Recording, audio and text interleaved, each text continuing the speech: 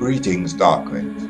I'm Toasted Heretic, and welcome back to my channel, where today we're going to do a Goth 101 on Bauhaus's Bela Lugosi's Dead. Of course, the legendary song, often kind of, actually I'll tell you what, because it's borderline cliche, it's such an established Gothic trope. I was watching something on YouTube, and some young YouTuber was on there going, and the first Gothic release in 1979, the first Goth record was Bauhaus, Bela Lugosi's Dead, and the next thing the song's on, and she's dancing and doing this, it's all going, ooh, spooky, goth. No. If you're going to understand a culture or a subculture correctly, you have to get the context that existed originally. And that's what we're going to talk about a bit today.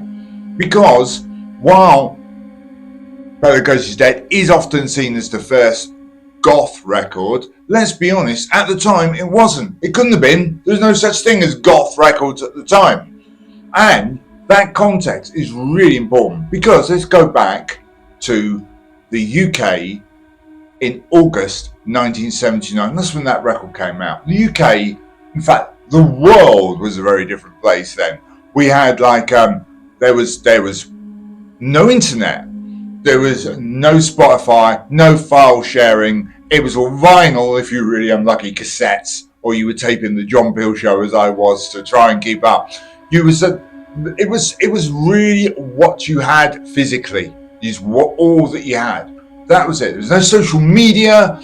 There was none of that stuff around. Plus, we are now at 1979 in the UK at the fag end of punk. Do you know what I mean by that? It's like all the best bits have been. You still got sort of new wave, we called it. I think it's now referred to as post-punk. Obviously, it wasn't called post-punk then. That would be silly, because it was then. You can only have a term like post-punk retrospectively. Like World War I wasn't called World War I when World War I was happening, because they didn't know there was going to be a World War II. Otherwise, it would have been a damned bleak name to give it if they did think that. But here's the thing that happened. Right, in that time, there was punk had really happened in this country. It really affected not just the music, but also the way people looked and the general approach to stuff that was around culturally. So, punk records or pop records, anything in the top 40, pretty much anything that was around then. Records were short, fast, short, loud, short, shouty, and did I mention they were all really short? And songs then tended to be all about sticking it to the man and destroying the state and girls, and if you were the Human League, science fiction. That's kind of what was going on. What they definitely weren't were 9.5 minute long effects-ridden weirdness of a song about the funeral of the horror actor Bela Lugosi, famously, who played, of course, Dracula in the 1931 film, was it 32 film? Around that time, the diminutive portrayal of Dracula, according to many. That is what Bauhaus put out with Bela Lugosi's Dead. It was completely different to everything that was around. Not even, when I say, normally when people say that, it was completely different. What they mean is it was completely different. And generally that's the right thing to mean as well, by the way, I'm having to go. What they mean is it can be different to what the mainstream was doing then, yeah? Bela Lugosi's Dead was completely different to what the mainstream and the underground was doing. It was just like, what is this madness? Of course, I didn't hear it then. Very few people did. There were only 5,000 pressed, and don't forget, you had to have the record to hear it. Only John Peel was ever going to play on the radio, on his show on Radio 1 late night. That was it. There was no chance anyone else was going to play it. John Peel did play it, and boom, it's gone. There were 5,000 pressed in white vinyl, and if you didn't get it, or if your mate didn't get it, you didn't hear it. Now, I might be an elder here, people, but even I'm not that old. However, as I started to move into the world of sort of underground, what do you want to call it? Dark music? It wasn't goth then either. Word started to spread. Word reached me. See, we didn't have social media. We didn't have Facebook or Vimto, or I'm making some of these up, Flippy Flop, or Instagram then. Though I am on Instagram under the name Toasted Heretic. Do feel free to follow me. But I don't think Instagram's great. I think social media is largely good. Well, I'm not having a go. What I'm saying is it didn't exist then. What we did have was a thing called word of mouth. And word of mouth came round that there was this very, very strange and very, very good record by Bauhaus called Bela is Dead. In fact, it became legend. It was one of those songs that everyone talked about, nobody had heard. And this went on for ages. There was another song at the same time, a non-album single by The Cure called Charlotte Sometimes that no one had heard either. And nobody could find that in a record shop. There were these two songs that everyone talked about as these mythical songs that you were never going to be able to hear or find anywhere. By the time I actually heard Bela is Dead for the first time, Bauhaus had released 2 albums, which I liked. I had that. I had a couple of singles as well, Dark Entries, Passion of Lovers, but I'd still not heard Bela is Dead because I hadn't put it on an album. So you couldn't buy it unless you were in that, as I say, the original, one of the original 5,000 copies. I was at a house party in Eltham in South London. Now, just to be clear, there are a lot more house parties back then than there are now. It seemed to me, anyway. I don't know. I'm guessing people just can't afford the rent, or don't want to mess up their newly mortgaged house, or maybe I'm not invited to house parties anymore. But house parties were a big thing then, and it was a good house party. It's getting towards the end of it. People are beginning to crash out and fall asleep all over the place. You know, it's got that late night. Maybe you don't know because people aren't doing them now. I don't know, but I'm going to assume you do. It's that late night of a house party. And of course, we didn't have Spotify or playlists. You had to actually put records on a record player to have music. And it got to that point where everyone kind of played their favourite thing. It's all been kind of done. And someone said to me, I was probably the youngest person, I think I was only 16. And they said, "Oh, Mike, put something on." I'm in someone else's house, so you of course go around digging through the records. God, what have we got here we can put on? And then I'll put the Love Underground on now. Oh my God. There was a copy of Bela Lugosi's Dead by Bauhaus. I've never actually heard this. I put it out. I put it on. Now, it didn't go down well. I think everyone else was shouting at me, "Oh, for God's sake, you put this on for? This is miserable. Why don't you put the Stooges on?"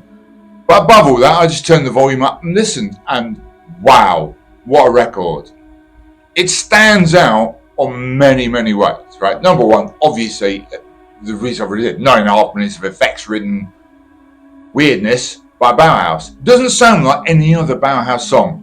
It just doesn't. In fact, doesn't sound like anyone else's song at all. It's often referred to or called a dub record or of the dub technique, which it isn't. It really isn't. I understand if you listen to it now, because obviously we have got Spotify and you can. It doesn't sound. It's not a dub tune. It's got dub style effects, especially on the drums, and a lot of guitar delay, which is used a lot in dub music. But the song isn't dub at all, even though people at the time referred to it as that, because, I mean, one, it's far too fast. It's actually a very danceable tune. It's got a BPM nearer a mid-paced house tune, which again was unusual then. Things were either very fast or not at all back then. So that is actually quite a danceable beat. It does not have a dub bass line. I know people think it does, but it doesn't. I mean, it's got the legendary dum, dum, dum bass line. That, the funeral thing that David J does. And that's great. And it obviously has got the whole other sort of step, but it's in steps like step bass, like dum, dum, dum, dum, dum. That sort of thing. It's not in any way what anyone would ever call a dub bass line. Weirdly, of course, Bauhaus did do a dub bass line on Choosing Parties. You want to hear them do that? Listen to that. It was also a great, great tune by Bauhaus. But I mean, this tune isn't that. It's something else. It's something far more original than just doing a sort of punky dub thing, which actually a lot of people were kind of doing that then anyway. I don't know. For me, it's sheer originality and strangeness make it stand out. Now, over time, it has become a cliche. Now you have to remember that the phrase goth is, apparently it's fan-led, we're led to believe. I think kind of critics-led. I think it's the press called. There was a whole sort of group of bands which you could lump together, and do you know what you can? I kind of agree with them, and called goth, and then that, I think the goth subculture owned its own nickname and ran off over the hill with it and made it into its own thing, which is brilliant. I love that did that. I mean, same happened with punk. Punk bands didn't call themselves punk, the press did, and they went, right, we're going to own that, and ran off over the hill with it. Fabulous. Own it. Make it your own.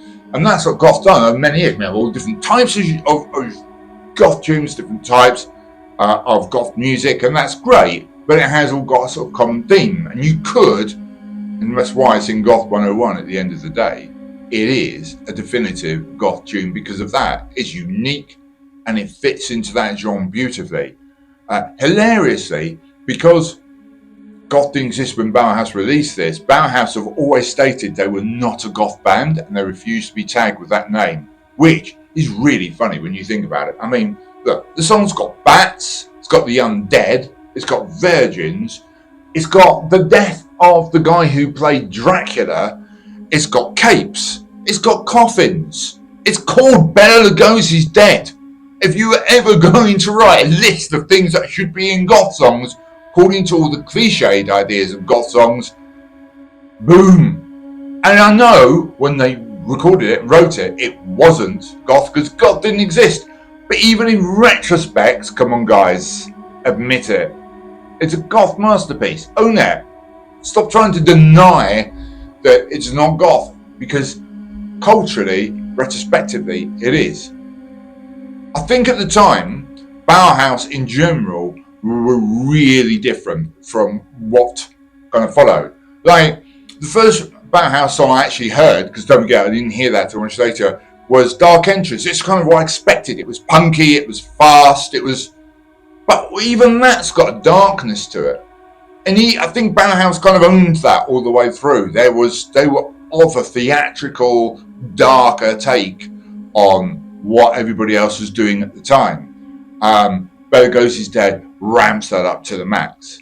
So that's why I think Bela Lugosi deserves to be the one. We're going to do a small series of this, or if you've already seen some of the others, we're in a small series of these in no particular order of things I think are what I would call real 101 goth moments. So, did Bauhaus do anything else, or was this their one shining moment? Do you know what? She's in Parties, Like a Teacher Nicked, Passion Lovers, In the Flat Field are all favourites of mine I like as much as Bela Lugosi's Dead. But that doesn't mean Bela Lugosi's Dead isn't great, because those songs are also great. And we've all got it forever. It's a great song. But please, guys, if you're going to reference it, don't dismiss it as a cliche that it kind of has become. But instead, remember how powerful it is as a song. If you listen to it, even now, it's extremely unique. Back then, it was mind-bendingly strange. And I still think it has the power to shock even today. That's it for today, guys. If you want to see any more of this, remember to like and subscribe. As I say, I'm on Instagram. Follow me there at Toasted_Heretic. See you in the next video. Bye now.